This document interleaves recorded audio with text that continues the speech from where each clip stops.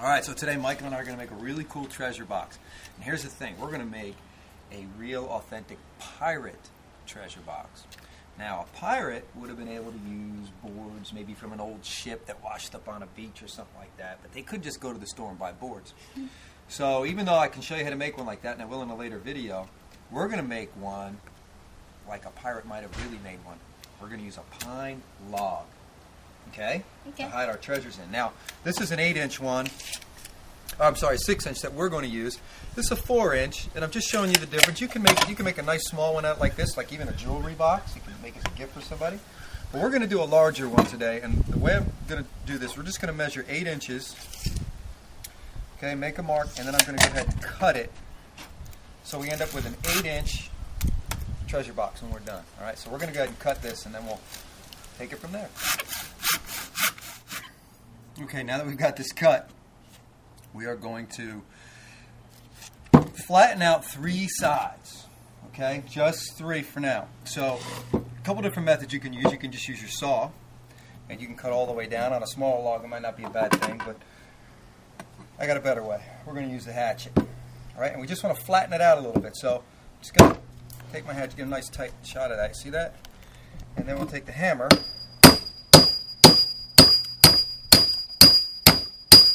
Go ahead and pound it down the side and flatten this out. Now if it peels away on you like that, you just take your hatchet and hew it out.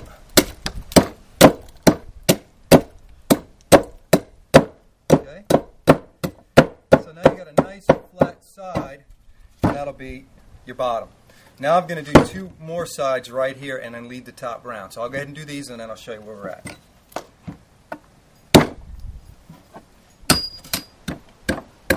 Okay, so I'm just finishing hewing this up. I want you to see how I do this with the hatchet. Sometimes, you'll get this to split. Depending on the grain of the wood, it'll just split straight down, which is kind of what I'm hoping for the top. If not, we're going to have to use the saw. Alright, so now you can basically see we got a side, a bottom, and another 2 inches down. And that's going to be our top.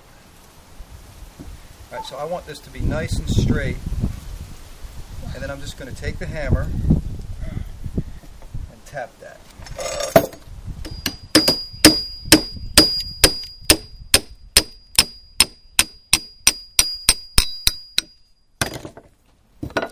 Alright, so to drill this out, I already started here. I'm going to use a Forstner bit. A Forstner bit will drill it so it's flat on the bottom.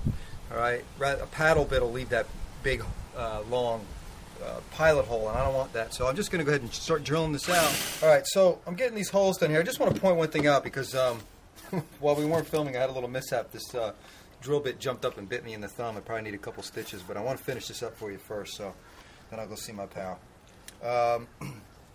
Always use 2 hands. When I'm filming, sometimes I use bad habits, and I don't want you to think that it's okay to hold this, and it's not.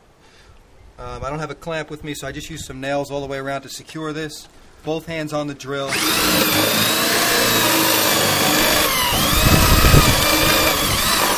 Take your time. Right, this is supposed to be fun.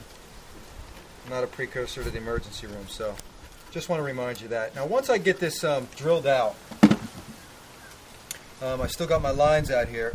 I'm going to take a chisel, and Michael's going to help me with this. I'm going to take a chisel, okay, and I can go ahead and on that line that I created, I'm going to start to chip this out all the way around, following that line, okay, and then I can start to chisel this. Okay, so for the hinges, one of the things that you can do is you can use these hinges here, just regular hardware hinges, put them on the back.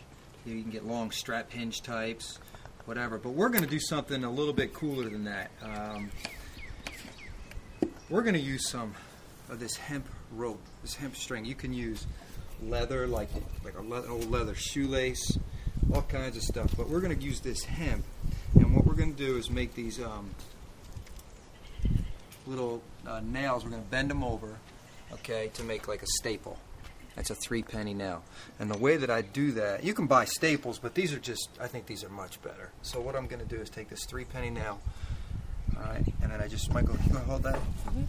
just take a plier, hold the top.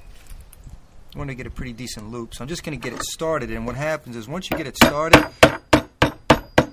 you can actually use your hand and just start to bend that. That's it, real tight.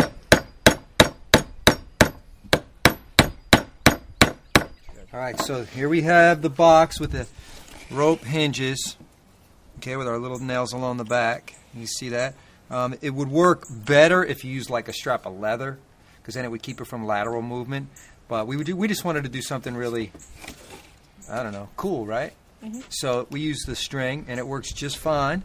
Now what we're doing is we're adding some of these upholstery tacks just to give it a real authentic look. So let's put another one right in the middle here, buddy. All right, I'll get it started for you. What you can do, Mom and Dad, is you can just take it and get it started for them like this. And then you're going to go ahead and use your magic. Not too hard. Good. All right. My thumbs are a little stronger. Okay, go ahead. All right, now we're just going to keep adding these tacks all the way around. Go ahead. Nice. And I think we're going to add some along the bottom here, and we'll make it really cool, okay? So there you go. All you need is just a little log. Go ahead. And this is a good size treasure box. Alright, let's show the folks. So there you have it. You can put a little latch on the front if you want, whatever. Alright. Have some fun, and remember, keep both hands on top of that drill. I gotta go to the doctor now.